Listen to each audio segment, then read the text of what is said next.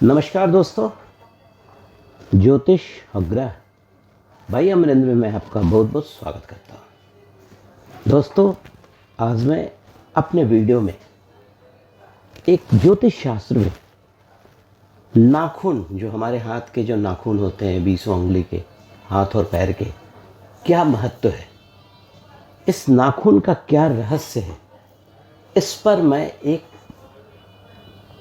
प्रकाश डालूंगा। क्योंकि यूजुअली आपने देखा होगा कि नाखून यूजुअली लोग करते क्या हैं, ऐसे काटा, मुंह से काटा, इधर उधर फेंक दिया। नहीं, हरगिज ऐसा नहीं करें। ये बड़ा अशुभ भी होता है। और ये मानकर चलिए कि नाखून जो है हमारे शरीर का एक अभिन्न हिस्सा होता है। हमेशा नाखून बढ़ जाते हैं, जिसे काटना पड़ता है। शास्त्रों में वर्णन है कि नाखून के द्वारा वशीकरण, मारन, अनेक क्रियाएं संपन्न की जाती हैं।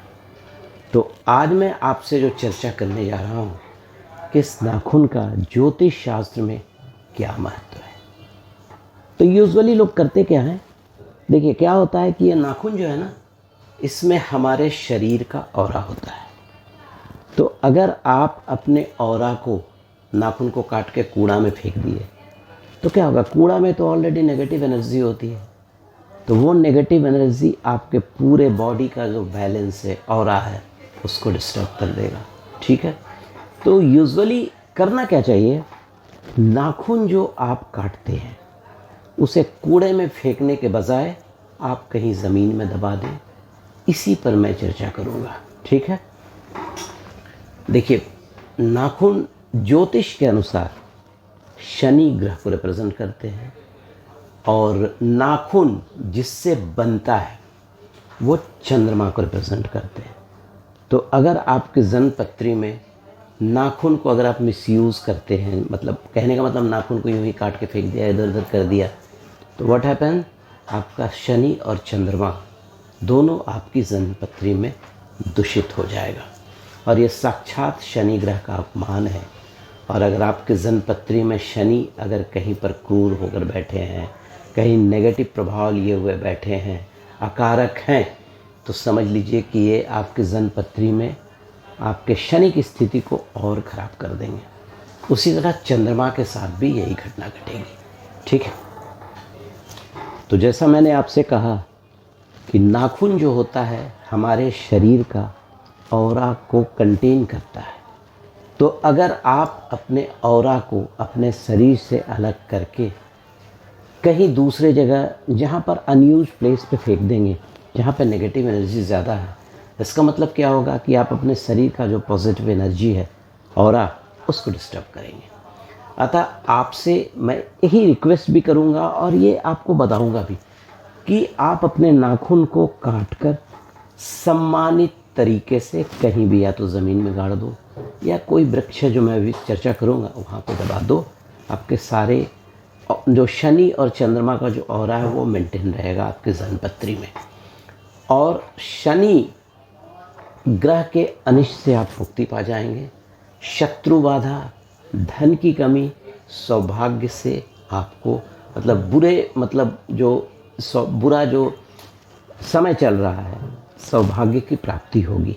ठीक है, अब देखिए, अब यहाँ पे चर्चा करूँगा कि अगर आपने अपना नाखून काटा है तो कहाँ पे स्थान देंगे। देखिए, सबसे पहले जो मैंने आपसे कहा कि आपके नाखून में आपका ऑरा रहता है। आपने सुना भी होगा कि कुछ जो तंत्र मंत्र की क्रिया की जाती है वो नाखून और बाल दोनों का समावेश होता है, और इसी में आपका पॉजिटिव ऑरा भी निवास करता है। ठीक है, तो अब आप क्या करेंगे, आप अपने जो नाखून है उसको काट कर सबसे जो अच्छा बरगद के पेड़ में डालेंगे। बरगद के पेड़ के नीचे जो मिट्टी होती है उसमें ज़मीन में दबा देंगे। देखिए, बरगद की खासियत क्या होती है, बरगद का ग्रोथ होता है, बरगद की आयु लंबी होती है, और बरगद के नीचे काफ़ी छाया भी होती है। और दूसरा, बरगद जो पेड़ होता है उसमें बृहस्पति और चंद्रमा का वास होता है। तो अगर आप नाखून को वहाँ पे काट कर दिया तो आपने एक तो बरगद की भी सेवा कर ली, शनि और चंद्रमा तो आपका बैलेंस होगा ही, मंगल और चंद्रमा बृहस्पति और चंद्रमा भी बैलेंस हो जाएगा। और अगर आपका बृहस्पति बैलेंस है तो वो मंगल को बैलेंस कर देगा। जब मंगल को बैलेंस कर देगा तो राहु ऑटोमेटिकली बैलेंस हो जाएंगे। तो दोस्तों, अगर आप शत्रु बाधा, भूत प्रेत, काला जादू, कुछ लोग अनावश्यक रूप से शत्रु से परेशान रहते हैं। कारण क्या होता है कि उनकी पॉजिटिव एनर्जी वीक होती है, नेगेटिव एनर्जी जो है वो कन्वर्ट हो जाता है और ऑरा जो है वो कमज़ोर रहता है। तो रात दिन ये परेशानियां आते रहती हैं। तो मैंने आपसे जैसा चर्चा किया कि आप अपने नाखून को काटकर एक बार बरगद के पेड़ के नीचे 20 अंगुली के नाखून को काटकर बरगद के पेड़ के नीचे जो मिट्टी होती है उसमें दबा दें। दूसरा, फिर जब कभी आप काट रहे हैं तो घर का जो गमला होगा उसमें आप दबा सकते हैं। सम्मी का कोई पेड़ है उसके नीचे भी दबा सकते हैं, क्योंकि सम्मी का जो पेड़ है वो ऑलरेडी शनि को रिप्रेजेंट करता है। उसके अलावा ये जो क्रिया करेंगे 20 अंगुली वाली, कोशिश कीजिएगा कि ये शुक्रवार को कर दें। और शुक्रवार को एक क्रिया और कीजिए, अगर आप बहुत ज़्यादा परेशानी में हैं तो 20 अंगुली के नाखून को काट लें, काट कर रख दें। और शनिवार के दिन जो डस्क का समय होता है, मतलब जो शाम होने का समय जो होता है, उसमें 5 लौंग डालकर उसको जला दें तो आपके शत्रु बाधा का समन हो जाएगा, समाप्त हो जाएगा। और जो राख बचेगा ना उसको किसी गमले में डाल दें। और सबसे खासियत क्या होती है कि अगर आप अपने नाखून को जलाते हैं और उसको गमले में डाल देते हैं तो ये नेगेटिव एनर्जी को भगाने में भी सक्षम होता है। अगर आपकी जन्मपत्री में शनि की साढ़साती चल रही है, जन्मपत्री में शनि अच्छा ना हो, तो महीने में एक बार शुक्रवार को 20 अंगुली के नाखून को काटकर बरगद के नीचे दबा दें, फिर आप चमत्कार देखेंगे।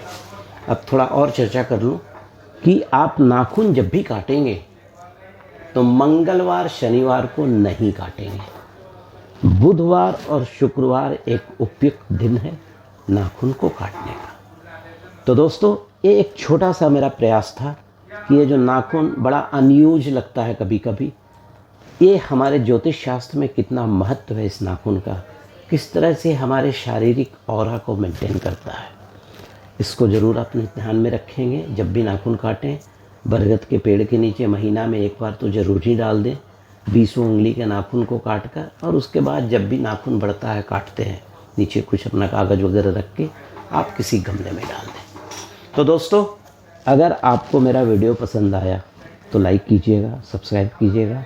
मेरे बहुत सारे वीडियोस इस चैनल में हैं और बेल आइकॉन दबाना भी मत भूलिएगा। Thank you very much. अगले वीडियो में कुछ और नई चीज़ लेकर आपके लिए आऊँगा। नमस्कार।